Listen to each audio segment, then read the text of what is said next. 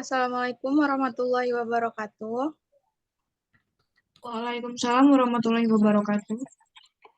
Kami dari kelompok 2 di sini akan mempresentasikan aspek perpajakan dalam akuntansi investasi dengan dosen pengampu Dr. Ratna Septiani, SE, MSI, AKT.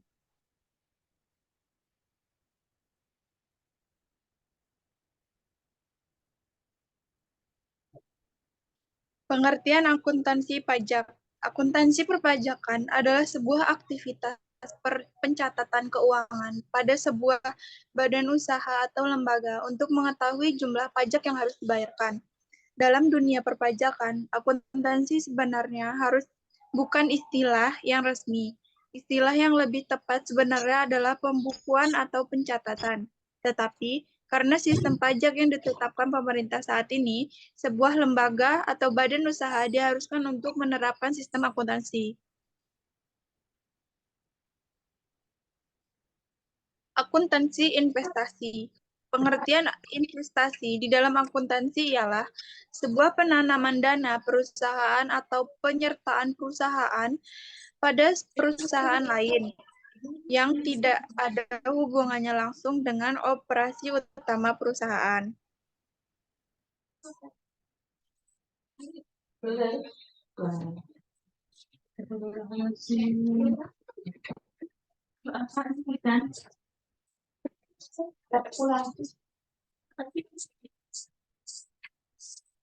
Dua jenis investasi akuntansi.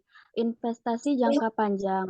Investasi jangka panjang dimaksudkan untuk meningkatkan penghasilan dengan menanamkan modal di perusahaan lain. Penguasaan saham perusahaan lain dapat dimasukkan pula untuk menguasai pasokan BB atau industri. Investasi jangka pendek. Kelebihan dana atau adanya dana menganggur digunakan perusahaan untuk ditambahkan kembali dalam bentuk surat-surat berharga yang dapat segera dijual atau dicairkan.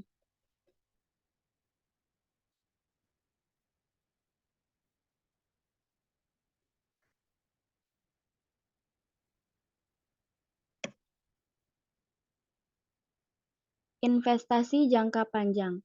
Investasi jangka panjang dapat berupa 1. Penyertaan dalam bentuk saham, obligasi, dan lain-lain. 2. Dana untuk melunasi utang jangka panjang atau dana khusus. 3. Aset lain-lain seperti pembelian tanah dengan rencana penggunaan di masa YET. Nilai perolehan investasi jangka panjang meliputi yang pertama harga pembelian, 2 biaya broker, 3 pajak, 4 biaya lain-lain. Penghasilan dari investasi umumnya dilaporkan di laporan laba rugi secara terpisah dari kegiatan utama perusahaan. Penghasilan dari investasi berupa bunga obligasi dan dividen saham adalah objek PPh, dipungut dengan tarif 15% PB.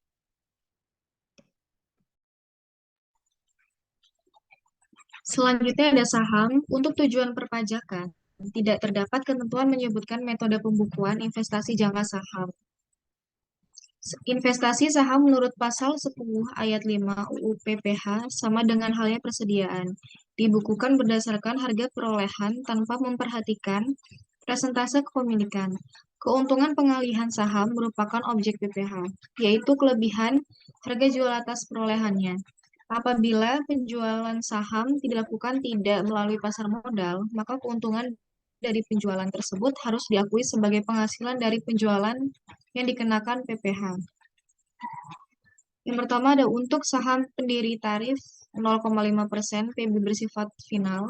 Yang kedua untuk bukan saham pendiri tarif ada 1% bersifat final, sehingga biaya yang dikeluarkan untuk perolehan penghasilan tersebut tidak dapat mengurangi pendapatan dividen. Jika penjualan tidak melalui pasar modal, maka keuntungan dari penjualan tersebut harus diakui sebagai penghasilan di luar usaha yang harus digabungkan dengan penghasilan lain untuk dilaporkan di SPT PPh Badan. Sehingga biaya yang dikeluarkan untuk perolehan penghasilan tersebut dapat mengurangi pendapatan dividen. Next.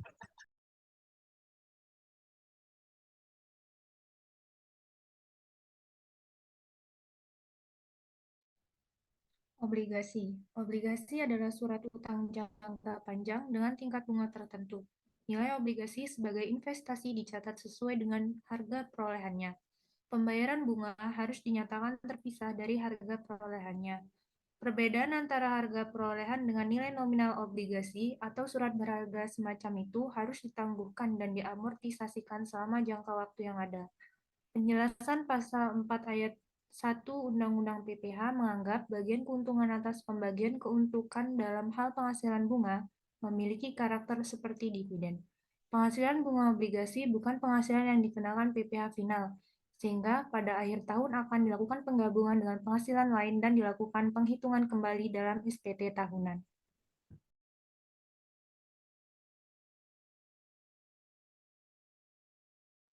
Investasi jangka pendek. Investasi jangka pendek syarat maupun teknis pencatatan tidak diatur dalam UU Pajak. Maka cara menurut PSAK 13 dapat diberlakukan untuk kepentingan perpajakan. Nilai investasi ini dalam neraca menurut PSAK dapat disajikan menggunakan cara 1. Nilai perolehan, tetapi diberi tambahan keterangan mengenai harga pasar. Yang kedua, nilai terendah antara nilai perolehan dan harga pasar. Penilaian tersebut mengakibatkan penurunan nilai aset. Selisih harga tersebut diakui sebagai kerugian. Metode ini tidak diperkenakan di pajak. Penilaian investasi jangka pendek menurut perpajakan didasarkan pada nilai perolehan. Keuntungan atau kerugian karena penjualan atau pengalihan hak atas saham yaitu sebesar selisih harga jual dengan harga perolehan. Atau PPh pasal 4 ayat 1. PPh atas keuntungan transaksi saham, keuntungan transaksi saham yang dikenakan PPh yaitu dengan tarif 1 PPh dipungut dari transaksi penjualan saham di bursa sebesar 0,1% final. Yang kedua, saham pendiri pemilik saham pendiri dikenakan tambahan PPh 0,5% dari nilai saham perusahaan pada saat penawaran umum perdana. Penghasilan atas transaksi penjualan saham dipotong langsung oleh penyelenggara bursa efek pada saat transaksi jual beli saham. Kemudian disetor dan dilaporkan SPT masa PPh pasal 4 ayat 2.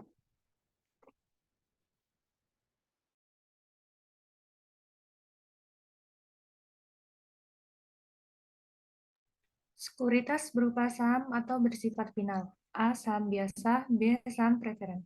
Nilai saham dicatat sebesar harga perolehannya pada saat pembelian. Penghasilan saham, dividen, saham bonus, hak membeli emisi, saham perusahaan, dan capital gain.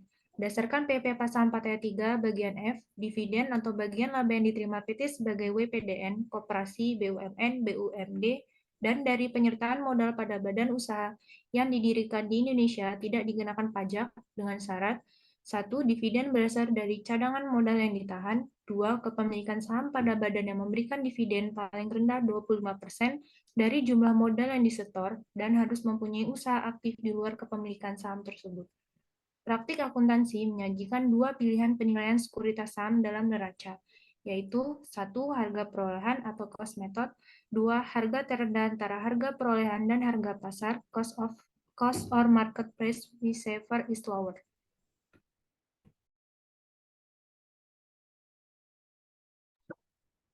Untuk keperluan perpajakan, ketentuan penilaian persediaan berlaku juga untuk sekuritas.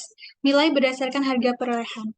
Penghasilan saham berupa dividen hanya diakui pada saat secara nyata terdapat pembagian dividen. Untuk tarifnya, PPh 0,1% untuk saham dijual di bursa, PPh 0,5% untuk saham pendiri. Sekuritas berupa obligasi. Perlakuan akuntansi sama dengan sekuritas berupa saham, tetapi PPh yang dipungut atas bunga obligasi yang tidak dijual di bursa efek dicatat sebagai pajak yang dibayar di muka, PPh 23 dengan tarif 15% dikali PB. Sedangkan PPh bunga obligasi yang dijual di bursa efek, yaitu PPh final dengan tarif 20% PB.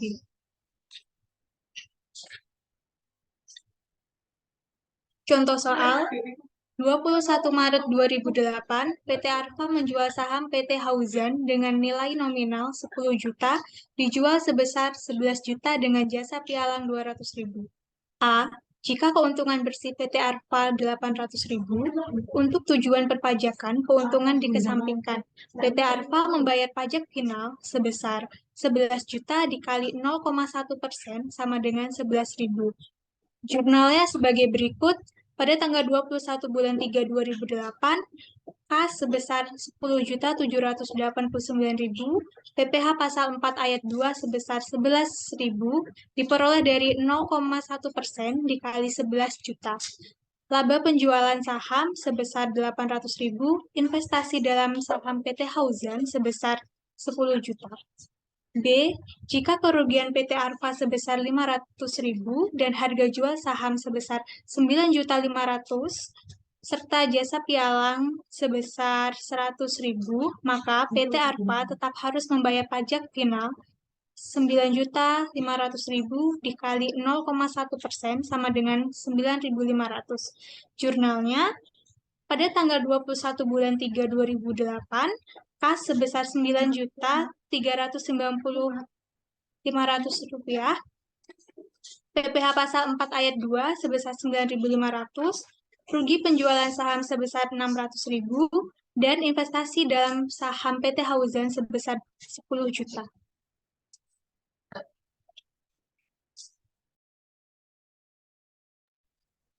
Baik, sekian presentasi dari kami. Kami akhiri. Wassalamualaikum warahmatullahi wabarakatuh.